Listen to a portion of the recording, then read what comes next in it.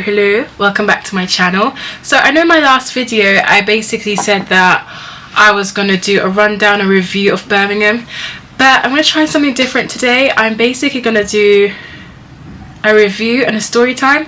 So I'm going to tell you about my experience in Birmingham, and I'm also going to literally quickly give you a rundown of what occurred. We spent roughly 20 hours there, and I forgot to mention as well, guys, the reason why we went to Birmingham. Let me take a drink. I'm running out of breath. So the reason I went to Birmingham, my friend from St. Lucia actually came over to the UK to visit me. She's one of my real ones, so I was so happy to see her. So me and the girls thought that, okay, let's go to Birmingham and let's try something new. Let's kill two birds with one stone, because obviously on my bucket list that I always have, I'll put it to the side somewhere here, that I literally just love to tick off stuff on my bucket list, and that's the whole reason why I've done this channel, for me to tick off stuff off my bucket list. So anywho, let's go right into it. Yeah. Oh yeah. Amaru, yeah. Turn up for the night. Real thing, she's no average girl. Too fine, oh she mine. She's so damn fine. We were fashionably late as usual, but Anna held a table for us because Anna already lives in Birmingham. So we were fashionably late. We're about an hour late to our brunch. So yeah, it was absolutely amazing. The only thing that I forgot to mention in the review was that the food portions, well, for myself, because I eat quite a lot, the food portion was a bit small, but other than that, the food was really nice, guys, and I feel like it's somewhere that you should check out. By the way, this video is not sponsored, it's just like literally me giving my opinion. So let's get into it. So yeah, we went to Birmingham. We had brunch first thing in the morning, well, like 1:30 in the afternoon. We had brunch. It was really nice. I just wanna call on you. Money just fall on you. Not a thing I won't do. Ooh yeah. I just wanna call on you. And after brunch, obviously Anna told us that Primark is one of the biggest Primarks in the UK, and I'm a sucker for Primark, so we went to Primark. I'm so sorry we didn't take any videos of the super mall. Is it a mall? I don't know what you guys call it. Is it a mall? Shopping centre? Shopping centre. So we didn't take any videos of the shopping centre, but I'll just give you a rundown on what we actually did. It was actually so fun. So we went to Primark's. Oh my gosh, if you live in Birmingham, you're so lucky. Let me just say, like, the swag and everything in Primark was absolutely amazing. You had like big hoodie jackets, you got those bomber jackets, you know, the half bomber jackets, you guys had that. Shoes was on lock, lingerie and stuff. It was absolutely amazing. Absolutely love that. If you have not been to Birmingham, you should go just for the shopping. Like, the shopping mall is massive. I think it's called the Bull Ring or something like that. So they also had Selfridges. Went into Selfridges. I think I got, wait, let me show you guys the sample that I got. Let me show you. I don't know if you guys know about Born This Way, but I literally have seen it online and I really wanted to try it. This is the sample that I got. So Born This Way sample. I've tried it. I'll probably put a picture of what I look like, or I probably might do a tutorial. Guys, I'm not good at makeup. I just do it for fun. But I'll give you a tutorial and roughly show you the colours of what they've given me as samples. One is missing because that's my favourite one at the minute. I think it's called Butterscotch. Really good on dark skin, especially underneath the eyes if you've got dark circles. But there's not a review about makeup. It was just like literally a quick heads up of what I got from Selfridges. So if you guys want to try out the makeup and the perfume stands, there's absolutely loads. Go crazy. So after we finished with shopping, we were about to head home. So there was this massive traffic in the car park.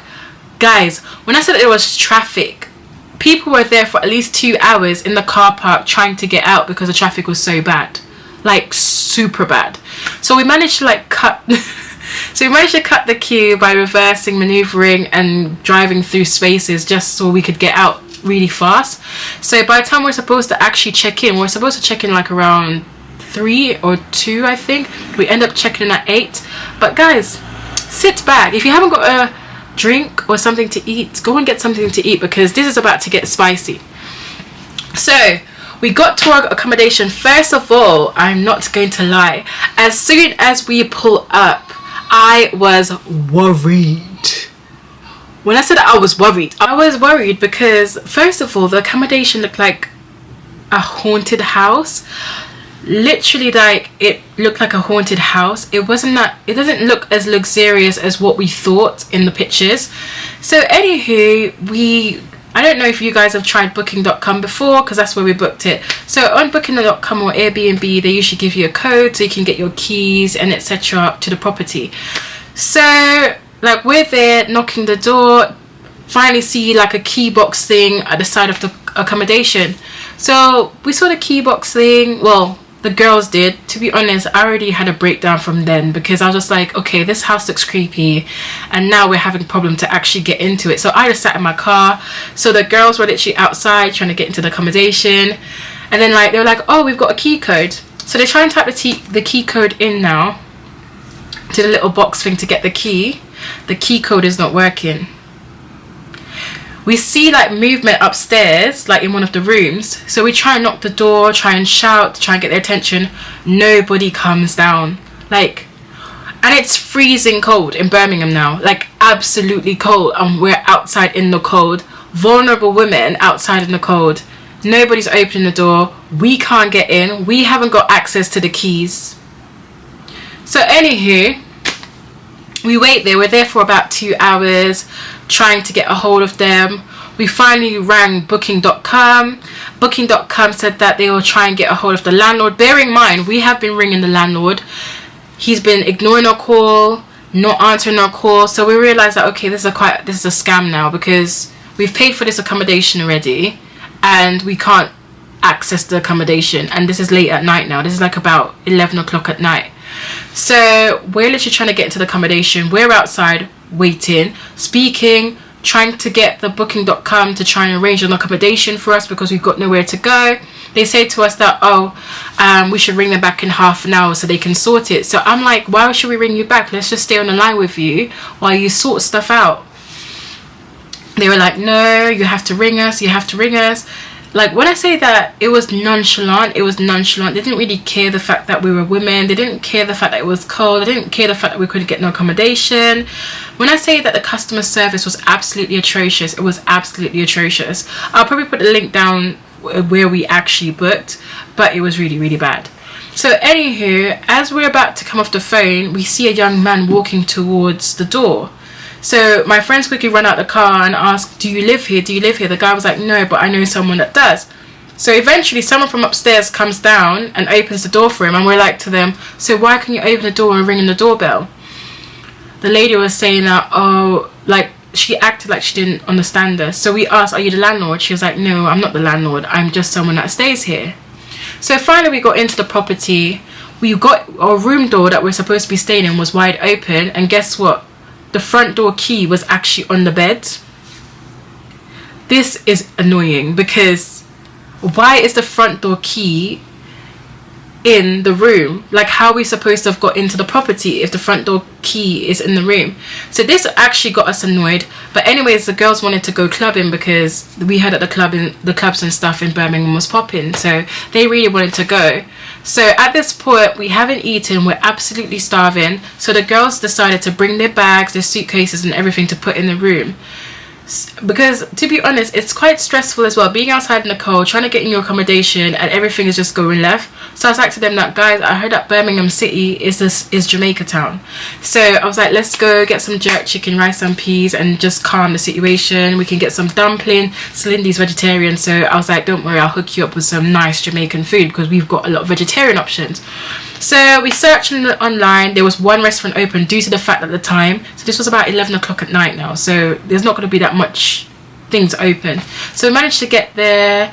When we got there, when I say that everybody lost motivation, nobody wanted to eat, nobody wanted to even drink or anything like that. Like, the mood was just so down. So we end up getting some fritters and dumpling, and then we head out again back to accommodation. When we got back to our accommodation now, we opened the front door and wanted to get into our room. Tell me why the room door does not open. The room door does not open. By the way, our room door it doesn't use a key, it uses a code. So the room door was not opening at all. I'm not very strong. I was trying to like hit it with my shoulder, try to use some oomph, try to use some force, trying to get into the accommodation. It was not working, guys. I was just like, okay. So they locked the door, because I'm not gonna lie, like finally when we got into the property, like we were annoyed because come on. So we ring the agency now, or whatever they are, the landlord, and they were saying that, oh, we're not using enough force, so they're gonna get someone from upstairs to come and open the door for us. I was like, okay, cool, no problems. So the guy from upstairs, this lovely guy, he's Canadian, I think his name's Omar. So Omar from upstairs comes downstairs to try and open the door. He tried to put some welly into the door, it weren't opening. Like, and bear in mind the girls' suitcases and stuff are inside that room. So we ring up the people them now and them say, yes, we are the agency. Are you sure that you're putting the right code in? We're like, yeah, we're putting the right code. Are you sure that you're using a bit of force? Yes, we're using a bit of force. They're like, oh, it seems like it might be an issue with the door. We're just like, yeah, but this is something that you're supposed to sort it out from before. So anywho, like, we're just like, so what are you gonna do? Because our bags and stuff are in there and we need to be back in Wales for 9 o'clock tomorrow morning. Guys, these lot did not want to open the door. They said that they're going to come tomorrow afternoon to try and open the door for us, and we should go into the other room and sleep. So we have to go into the other room and sleep. So our pajamas or face wash or everything is in our suitcase. How can you not help? So I remembered that the window outside was open, so I was like, could we try and fit? So we had to try and push Bianca through the window to actually get into the accommodation. When I say that it was a holy palaver, like, I just don't even understand. We tried to push Bianca, that weren't working. I tried to climb inside and my legs are so long, so that was impossible. Had to come back out. I think I held my pelvic, I rubbed my pelvic against the windowsill. It was just tragic. It was absolutely tragic. We've even got footage of us trying to push Bianca into the house. If any police or anything was driving past, they would think that we're breaking and entering. Like, it was actually annoying because we're thinking like a place like Brum, like, why are we doing the most? So anyways, Bianca, thank God, she finally got into the accommodation. She opened the door from the inside and then we finally get in. By this time now, it's like, what, 12:30 in the morning. So we just leave the door open because we realize that the door now worked properly. So we leave the door open, we move to the upstairs accommodation, and then like we're just like, do you know what, because of this night that we're having, let's just try and get ready and let's just try and go out and let's just try and have a bit of fun. And guys, we end up going to, what's it called, Rum Rum in Birmingham. We went to Rum Rum. It was absolutely freezing. So me and Celindy had our little blankets wrapped around us, trying to like get into the club with like bed slippers and sneakers. And then unfortunately when we got to Rum Rum, they were saying that they're at full capacity, so we couldn't go. And then we tried to go into this other club, I forgot what it's called, but then they said that we had to change our shoes. So we changed our shoes and then we got free entry to get in. Not gonna lie, I felt very old going to that club. I just saw loads of little teenager kids just running around. I was just kind of like, this is just not for me. And I already felt some type of way because the guy that said that we could come in towards the end, he was the same one that said that, oh, by the way, we have to change our shoes.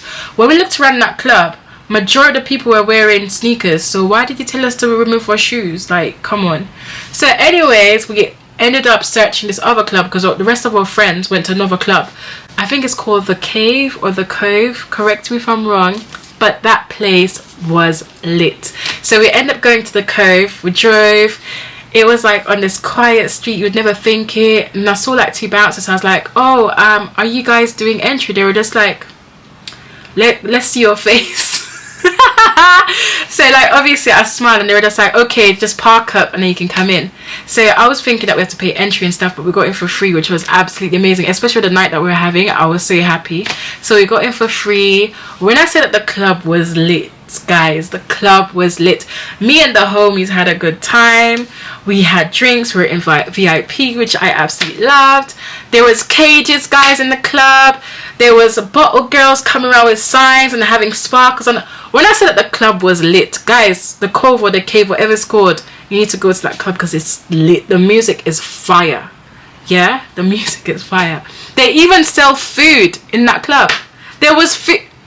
There was jollof rice, there's fried rice, there was and meat. I love food.